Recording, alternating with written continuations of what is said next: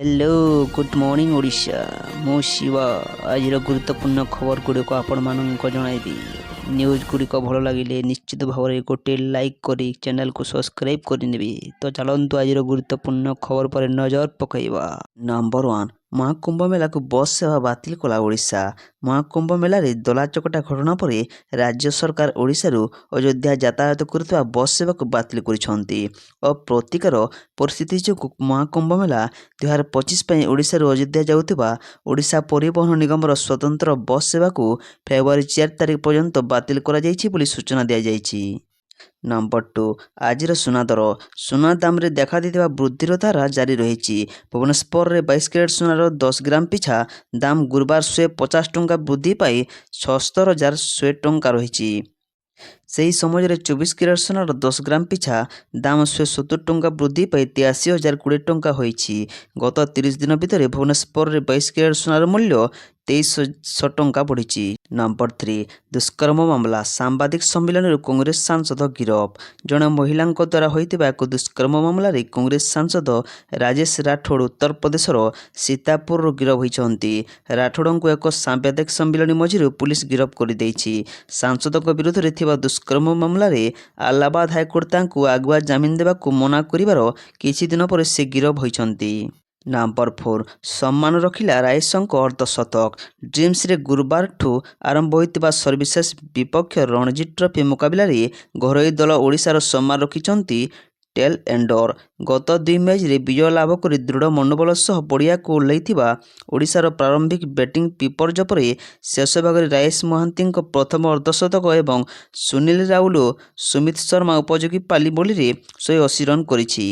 Number 5 संतरण प्रथम स्वर्ण दिव्यंका कांस्य।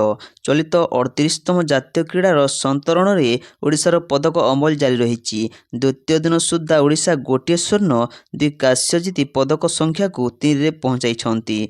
बुधवार यह इवेंट ओडिशा को प्रथम पदक मिलता बेले गुरुवार प्रथम स्वर्ण भेट देछि। खेल प्रत्याशा राय मन्नता मिश्र सृष्टि उपाध्याय और दिव्यांका दिव्यज्योति प्रधान को नहीं गठित महिला 4 गुणा 100 मीटर मिडिल रिले दल स्वर्ण पदक जीति।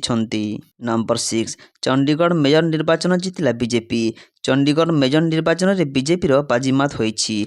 आप कांग्रेसमैन को 17 भोट मिलता बेले बीजेपी को 19 भोट मिली। आप्स प्रेमलता को हराई बीजेपी प्रार्थी हरप्रीत कौर बबला विजय होती। उल्लेखयोग्य जे चंडीगढ़ मेयर निर्वाचन पर बीजेपी एफ आप कांग्रेस मेंट मध्य हाई वोल्टेज लड़ाई चली। नंबर 7 पूर्वानुमान अनुसार आज उपकूल समेत पश्चिम ओडिशा रे सर्वनिम्न तापमात्रा वृद्धि पाई। पुरी रे सर्वनिम्न तापमात्रा स्वाभाविक ठारू 5.2 डिग्री अधिक रहिबा सह 23.4 डिग्री रे पहुंचीथिला। अनुरूप भाव पारादीप रे स्वाभाविक ठारू 6 डिग्री अधिक सह 16.9 बालेश्वर रे स्वाभाविक ठारू 5.1 डिग्री अधिक रहिबा सह 19.7 छत्रपुर रे 21.8 डिग्री रे पहुंची। नंबर 8 वाशिंगटन रे यात्रीवाही विमान सेवा हेलिकप्टर धक्का 67 मृत 28 शव उद्धार। 64 जन को नहीं जाउथिबा एक अमेरिकीय यात्रीवाही विमान गुरुवार सकाले वाशिंगटन निकट में एक सामरिक हेलिकप्टर सह धक्का होई निकटस्थ पोटोमाग नदी में खसी पड़ी। उभय जेट और हेलिकप्टर थिबा समस्त 67 यात्री मृत्यु होता स्थानीय प्रशासन सूत्र जमापड़ी। नदी भितर 28 जन शव उद्धार होता बेले अन्य मानक खोजापी व्यापक ऑपरेशन जारी रही। नंबर 9 रद्द हो पारे मोदी महाकुंभ गस्त। कुंभमेला दलाचकटा घटना पर फेब्रुआरी 5 प्रधानमंत्री नरेंद्र मोदी प्रस्तावित प्रयागराज गस्त बातिल हो पारे। तेबे नहीं एपर्यंत कौन आनुष्ठानिक विवृत्ति प्रकाश पाई नहीं। फेब्रुआरी 5 प्रधानमंत्री प्रयागराज जाई महाकुंभ में स्नान करिवार थिला। से प्रयागराज रे 4 घंटा अधिक समय रहिबार थिला। किंतु मौनी अमावास्या होता दलाचकटा घटना पर मोदी यह गस्त बातिल होबार संभावना रही। कहुचे प्रधानमंत्री मोदी वर्तमान यह गस्त को स्थगित रखिंट एवं पर एक नूतन तारीख धार्य करा जाई पारे।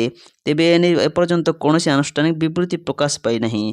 नंबर 10 पंजाब मुख्यमंत्री घरे पहुंचला निर्वाचन कमिशन टीम। पंजाबर मुख्यमंत्री भगवंत मानकर କପୁରଥାଲା ବାସଭବନରେ ନିର୍ବାଚନ କମିଶନଙ୍କ ଦଳ ପହଞ୍ଚି ତଦନ୍ତ ଆରମ୍ଭ କରିଛି। ଏହା ଉପରେ ଆପର ଜାତୀୟ ସଂଯୋଜକ ଅରବିନ୍ଦ କେଜରିୱାଲ କହିଛନ୍ତି ଯେ ବିଜେପି ନେତାମାନେ ତ ଖୋଲାଖୋଲି ଭାବେ ଟଙ୍କା ବାଣ୍ଟୁଛନ୍ତି, ବେଡସିଟ୍ ଏବଂ ଶାଢ଼ୀ ବଣ୍ଟନ କରାଯାଉଛି, କିନ୍ତୁ ପଞ୍ଜାବର ମୁଖ୍ୟମନ୍ତ୍ରୀଙ୍କ ଉପରେ ଚଢ଼ାଉ କାହିଁକି କରାଯାଉଛି? ଅନ୍ୟପଟେ ପଞ୍ଜାବର ମୁଖ୍ୟମନ୍ତ୍ରୀ ଭଗବନ୍ତ ମାନ କହିଛନ୍ତି ଯେ ବାସଭବନରେ କୌଣସି କାରଣ ନଥାଇ ଦିଲ୍ଲୀ ପୁଲିସର ସହଯୋଗରେ ନିର୍ବାଚନ ଆୟୋଗ ଚଢ଼ାଉ କରୁଛନ୍ତି। ନମ୍ବର 11 କୁଷ୍ଠରୋଗ ପାଇଁ ସ୍ୱାସ୍ଥ୍ୟ ବିଭାଗ ପକ୍ଷରୁ ମାଗଣାରେ ଔଷଧ ବଣ୍ଟନ କରାଯାଉଛି। କୁଷ୍ଠରୋଗ ପାଇଁ ଆଧୁନିକ ତଥା ନିର୍ଭରଯୋଗ୍ୟ ଚିକିତ୍ସା ବ୍ୟବସ୍ଥା ଥିଲେ ମଧ୍ୟ ସଂକ୍ରମିତ ବ୍ୟକ୍ତି ଅନ୍ଧବିଶ୍ୱାସର ପସ୍ପବର୍ତ୍ତୀ ହୋଇ ସାମାଜିକ ବାସନ୍ଦ ଉଭୟରେ ଚିକିତ୍ସାଠାରୁ ଦୂରେଇ ରହୁଥିବା ଯୋଗୁଁ ଧୀରେ ଧୀରେ ସଂକ୍ରମଣ ବଢ଼ି ଆକ୍ରାନ୍ତ ବ୍ୟକ୍ତି ଦିବ୍ୟାଙ୍ଗ ପାଲଟି ଯାଇଛନ୍ତି। ଏହି ରୋଗ ପାଇଁ ସ୍ୱାସ୍ଥ୍ୟ ବିଭାଗ ପକ୍ଷରୁ ମାଗଣାରେ ଔଷଧ ବଣ୍ଟନ କରାଯାଉଛି। ନମ୍ବର 12 ବାବା ରାମଦେବଙ୍କ ଏହି କାମ ଦେଖି ହସ ରୋକି ପାରିଲେନି ହେମା ମାଲିନୀ। 44 ବର୍ଷ ପରେ ପ୍ରୟାଗରାଜରେ ମହାକୁମ୍ଭ ମେଳା ଆୟୋଜନ କରାଯାଇଛି। ବିଶ୍ୱାସର ସହିତ ଦେଶ ଏବଂ ବିଶ୍ୱର ବିଭିନ୍ନ ସ୍ଥାନରୁ ପ୍ରତିଦିନ କୋଟି କୋଟି ଭକ୍ତ ଏହି ମେଳାରେ ପହଞ୍ଚିଛନ୍ତି। ବଲିଉଡ୍ ଏବଂ ରାଜନୈତିକ ଜଗତର ବଡ଼ ବଡ଼ ବ୍ୟକ୍ତିଙ୍କୁ ମଧ୍ୟ ପବିତ୍ର ତ୍ରିବେଣୀ ସଙ୍ଗମରେ ସ୍ନାନ କରିବା ପାଇଁ ପ୍ରୟାଗରାଜ ଆସୁଛନ୍ତି। ଅଭିନେତ୍ରୀ ତଥା ବିଜେପି ସାଂସଦ ହେମା ମାଲିନୀ ଜାନୁଆରୀ 29 ତାରିଖରେ ପ୍ରୟାଗରାଜରେ ଅନୁଷ୍ଠିତ ଐତିହାସିକ ମହାକୁମ୍ଭରେ ଯୋଗ ଦେଇଥିଲେ ଏବଂ ମୌନି ଅମାବାସ୍ୟାର ପବିତ୍ର ଅବସରରେ ତ୍ରିବେଣୀ ସଙ୍ଗମରେ ବୁଡ଼ ପକାଇଥିଲେ। ଏହି ସମୟରେ ବାବା ରାମଦେବଙ୍କୁ ହେମା ମାଲିନୀଙ୍କ ସହ ଦେଖିବାକୁ ମିଳିଥିଲା। ସେହି ସମୟର ଏକ ଭିଡ଼ିଓ କ୍ଲିପ୍ ସୋସିଆଲ ମିଡ଼ିଆରେ ଭାଇରାଲ ହେଉଛି, ଯେଉଁଥିରେ ହେମା ମାଲିନୀ ବାବା ରାମଦେବଙ୍କ ଏକ କାମକୁ ଦେଖି ହସୁଛନ୍ତି। ନମ୍ବର 13 ଆଜି ଶୁକ୍ରବାର ପ୍ରକାଶ ପାଇବ ଅର୍ଥନୈତିକ ସର୍ଭେ। ଆଜିଠାରୁ ଆରମ୍ଭ ହେଉଛି ସଂସଦର ଗୁରୁତ୍ୱପୂର୍ଣ୍ଣ ବଜେଟ୍ ଅଧିବେଶନ। ପ୍ରଥମ ଦିନରେ ରାଷ୍ଟ୍ରପତିଙ୍କ ଅଭିଭାଷଣ ପରେ କେନ୍ଦ୍ର ଅର୍ଥମନ୍ତ୍ରୀ ନିର୍ମଳା ସୀତାରମଣ 2024-25 ଆର୍ଥିକ ବର୍ଷ ପାଇଁ ଅର୍ଥନୈତିକ ସର୍ଭେ ଉପସ୍ଥାପନ କରିବେ। ଅର୍ଥନୈତିକ ସର୍ଭେ 2024-25 ହେଉଛି ଆର୍ଥିକ ବର୍ଷର ଦେଶର ଅର୍ଥନୈତିକ ପ୍ରଦର୍ଶନର ଆକଳନ ରିପୋର୍ଟ। ଏହି ସର୍ବେକ୍ଷଣରେ ଉତ୍ପାଦନ ଏବଂ ସେବା ଭଳି ଶିଳ୍ପଗୁଡ଼ିକର ଧାରା ପ୍ରକାଶ ପାଇଥାଏ ଏବଂ ଆହ୍ୱାନର ମୁକାବିଲା ଏବଂ ଅଭିବୃଦ୍ଧିକୁ ପ୍ରୋତ୍ସାହିତ କରିବା ପାଇଁ କ'ଣ ନୀତି ପ୍ରଣୟନ କରାଯିବା ଉଚିତ ତାହା ପରାମର୍ଶ ଦିଆଯାଇଥାଏ। ନମ୍ବର 14 ଭାଇରାଲ ମୋନାଲିସାଙ୍କ ସୌନ୍ଦର୍ଯ୍ୟର ପ୍ରଶଂସା କଲେ କଙ୍ଗନା। ପ୍ରୟାଗରାଜର ମହାକୁମ୍ଭକୁ ପରିବାର ସହିତ ମାଲା ବିକ୍ରି କରିବାକୁ ଆସିଥିବା ମୋନାଲିସା ସୋସିଆଲ ମିଡ଼ିଆରେ ଭାଇରାଲ ହେବା ଦିନଠାରୁ ଚର୍ଚ୍ଚାର ପରିସରରେ ରହିଛନ୍ତି। ମହାକୁମ୍ଭ 2025କୁ ପରିବାର ସହିତ ମାଲା ବିକ୍ରି କରିବାକୁ ଆସିଥିବା ମୋନାଲିସା ମଧ୍ୟପ୍ରଦେଶର ଇନ୍ଦୋରରେ ବସବାସ କରନ୍ତି। ସେ ତାଙ୍କ ସୌନ୍ଦର୍ଯ୍ୟ ପାଇଁ ସୋସିଆଲ ମିଡ଼ିଆରେ ଭାଇରାଲ ହେବାରେ ଲାଗିଛନ୍ତି। ଭାଇରାଲ ହେବା ପରେ ମୋନାଲିସାଙ୍କୁ କୁମ୍ଭ ମେଳାରେ ଲୋକ ହଇରାଣ କରିବା ଆରମ୍ଭ କରିଦେଇଥିଲେ, ଯେଉଁଥିପାଇଁ ସେ ନିଜ ସୁରକ୍ଷା ତଥା ପରିବାର ଲୋକଙ୍କ ମାଲା ବ୍ୟବସାୟରେ ହେଉଥିବା କ୍ଷତିକୁ ଦେଖି ନିଜ ଗାଁକୁ ଫେରିଯାଇଛନ୍ତି। ସମ୍ପ୍ରତି ବଲିଉଡ୍ ଅଭିନେତ୍ରୀ କଙ୍ଗନା ରାଣାୱତ ଇନ୍ଷ୍ଟାଗ୍ରାମରେ ଏକ ପୋଷ୍ଟ ସେୟାର କରିଛନ୍ତି, ଯେଉଁଥିରେ ସେ ମୋନାଲିସାଙ୍କ ପ୍ରଶଂସା କରିଥିବା ଦେଖିବାକୁ ମିଳିଛି। ନମ୍ବର 15 15 ଫେବୃଆରୀ ପର୍ଯ୍ୟନ୍ତ ବଢ଼ିଲା ରାସନ କାର୍ଡ ଇ-କେୱାଇସି ସମୟ ସୀମା। ରାଜ୍ୟରେ ରାସନ କାର୍ଡର ଇ-କେୱାଇସି ଅପଡେଟ୍ 15 ଫେବୃଆରୀ ପର୍ଯ୍ୟନ୍ତ ବଢ଼ିଛି ବୋଲି ଖାଦ୍ୟ ଯୋଗାଣ ମନ୍ତ୍ରୀ କୃଷ୍ଣଚନ୍ଦ୍ର ପାତ୍ର ସୂଚନା ପ୍ରଦାନ କରିଛନ୍ତି। ପୂର୍ବରୁ ଜାନୁଆରୀ 1 ତାରିଖ ସୁଦ୍ଧା ଇ-କେୱାଇସି ଅପଡେଟ୍ ଲାଗି ଶେଷ ତାରିଖ ଭାବେ ସରକାରୀ ଦିନ ଧାର୍ଯ୍ୟ କରିଥିଲେ। ଯଦି ସମୟ ସୁଦ୍ଧା ଏହା ଶେଷ ନ ହୁଏ ତେବେ ପରବର୍ତ୍ତୀ ସମୟରେ ସରକାର ବିଚାର କରି ପଦକ୍ଷେପ ନେବେ ବୋଲି ମନ୍ତ୍ରୀ କହିଥିଲେ। ନମ୍ବର 16 ଓଡ଼ିଶାର ପ୍ରତି ଜିଲ୍ଲାରେ ହେବ ସମ୍ ମଲ୍ଟି ସ୍ପେଶାଲିଟି ହସ୍ପିଟାଲ। ରାଜ୍ୟରେ ସ୍ୱାସ୍ଥ୍ୟ ସେବାକୁ ତ୍ୱରାନ୍ୱିତ କରିବା ନିମନ୍ତେ ସମ୍ ହେଲ୍ଥ କେୟାର ସର୍ଭିସେସ୍ ପକ୍ଷରୁ ଏକ ବିସ୍ତୃତ ଯୋଜନା ହାତକୁ ନିଆଯାଇଛି। ତୃଣମୂଳ ସ୍ତରର ଲୋକଙ୍କୁ ସୁଲଭ ତଥା ଗୁଣବତ୍ତା ବିଶିଷ୍ଟ ସ୍ୱାସ୍ଥ୍ୟ ସେବା ଦେବାକୁ ପ୍ରତି ଜିଲ୍ଲାରେ ଏହି ସଂସ୍ଥା ପକ୍ଷରୁ 50 ଶଯ୍ୟା ବିଶିଷ୍ଟ ମଲ୍ଟି ସ୍ପେଶାଲିଟି ହସ୍ପିଟାଲ ସ୍ଥାପନ କରାଯିବ। ନମ୍ବର 17 ଫେବୃଆରୀ 3ରେ ଜନ ଅଭିଯୋଗ ଶୁଣାଣି କରିବେ ମୁଖ୍ୟମନ୍ତ୍ରୀ। ଆସନ୍ତାକାଲିଠୁ ଆରମ୍ଭ ହେବ ପଞ୍ଜୀକରଣ। ଆଗାମୀ ଫେବୃଆରୀ 3 ତାରିଖ ସୋମବାରରେ ମାନ୍ୟବର ମୁଖ୍ୟମନ୍ତ୍ରୀ ମୋହନ ଚରଣ ମାଝୀ ୟୁନିଟ୍ 5 ଭୁବନେଶ୍ୱରସ୍ଥିତ ମୁଖ୍ୟମନ୍ତ୍ରୀଙ୍କ ଅଭିଯୋଗ ପ୍ରକୋଷ୍ଠଠାରେ ଜନସାଧାରଣଙ୍କ ବିଭିନ୍ନ ଅଭିଯୋଗର ଶୁଣାଣି କରିବେ। ଏହି ଅଭିଯୋଗରେ ଶୁଣାଣି ପାଇଁ ଅନଲାଇନ୍ ପଞ୍ଜୀକରଣ ଜାନୁଆରୀ 31 ତାରିଖ ଦିବା 11 ଘଟିକାଠାରୁ ଆରମ୍ଭ ହେବ ଏବଂ ସର୍ବାଧିକ 1000 ଜଣ ପଞ୍ଜୀକରଣ କରିପାରିବେ। ନମ୍ବର 18 2 ଯାଏଁ ଘନ କୁହୁଡ଼ି, ଏହି 10 ଜିଲ୍ଲାକୁ ୟେଲୋ ୱାର୍ଣ୍ଣିଂ ଜାରି। ଆସନ୍ତା 2 ତାରିଖ ଯାଏଁ ଘନ କୁହୁଡ଼ି ନେଇ 10 ଜିଲ୍ଲାକୁ ୟେଲୋ ୱାର୍ଣ୍ଣିଂ ଜାରି କରାଯାଇଛି। କଟକ, ଖୋର୍ଦ୍ଧା, ଢେଙ୍କାନାଳ, ବୌଦ୍ଧ, ଅନୁଗୁଳ, କେନ୍ଦୁଝର, କଳାହାଣ୍ଡି, କନ୍ଧମାଳ, ନୟାଗଡ଼, କୋରାପୁଟରେ ପ୍ରବଳ କୁହୁଡ଼ି ଦେଖାଦେବ। ଶୁକ୍ରବାର ରାତି 1 ତାରିଖ ସକାଳ ପାଇଁ 8 ଜିଲ୍ଲାକୁ ସତର୍କ ସୂଚନା ଜାରି କରାଯାଇଛି। ଏଥିସହିତ ଭଦ୍ରକ, କେନ୍ଦ୍ରାପଡ଼ା, ଯାଜପୁର, ବୌଦ୍ଧ, ଅନୁଗୁଳ, କେନ୍ଦୁଝର, କଳାହାଣ୍ଡି, କନ୍ଧମାଳରେ ଘନ କୁହୁଡ଼ି ଦେଖାଦେବ। 1 ତାରିଖ ରାତ୍ରି ଓ 2 ତାରିଖ ସକାଳ ପାଇଁ 5 ଜିଲ୍ଲାକୁ ଭୁବନେଶ୍ୱର ଆଞ୍ଚଳିକ ପାଣିପାଗ କେନ୍ଦ୍ର ପକ୍ଷରୁ ସତର୍କ ସୂଚନା ଜାରି ହୋଇଛି। ନମ୍ବର 19 ଅଯୋଧ୍ୟାରେ 4 ଶ୍ରଦ୍ଧାଳୁଙ୍କ ମୃତ୍ୟୁ 12 ଡାକ୍ତରଖାନାରେ ଭର୍ତ୍ତି। ଅଯୋଧ୍ୟାରେ ରାମଲାଲାଙ୍କ ଦର୍ଶନ ପାଇଁ ଯାଇଥିବା 4 ଶ୍ରଦ୍ଧାଳୁଙ୍କ ମୃତ୍ୟୁ ଘଟିଛି। ଏହା ସହ 12 ଜଣ ଆହତ ହୋଇ ଡାକ୍ତରଖାନାରେ ଭର୍ତ୍ତି ହୋଇଛନ୍ତି। ରାମନଗରୀରେ 4 ଜଣ ଭକ୍ତଙ୍କ ସ୍ୱାସ୍ଥ୍ୟାବସ୍ଥା ହଠାତ୍ ବିଗିଡ଼ି ଯାଇଥିଲା। ଚିକିତ୍ସା ପାଇଁ ସେମାନଙ୍କୁ ଡାକ୍ତରଖାନାକୁ ନିଆଯାଇଥିଲା, କିନ୍ତୁ ଡାକ୍ତର ସେଠାରୁ ତାଙ୍କୁ ମୃତ ଘୋଷଣା କରିଥିଲେ। ନମ୍ବର 20 ଫେବୃଆରୀ 1ରୁ ବଦଳିଯିବ ୟୁପିଆଇ ନେଣଦେଣ ନିୟମ। ସ୍ୱତନ୍ତ୍ର କ୍ୟାରେକ୍ଟର ଥିଲେ କରିପାରିବେନି କାରବାର। ଆଜିର ଦୈନନ୍ଦିନ ଜୀବନରେ ୟୁପିଆଇର ବ୍ୟବହାର ବଢ଼ିଛି।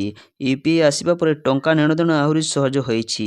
ଆପଣ ଜାଣି ଆଶ୍ଚର୍ଯ୍ୟ ହେବେ ଯେ ଦେଶର ଦିନକୁ ଦିନ କୋଟି କୋଟି ଲୋକ ୟୁପିଆଇ ଟ୍ରାଞ୍ଜାକ୍ସନ୍ କରୁଛନ୍ତି। ହଜାର ହଜାର କୋଟି ଟଙ୍କାର ନେଣଦେଣ ହେଉଛି।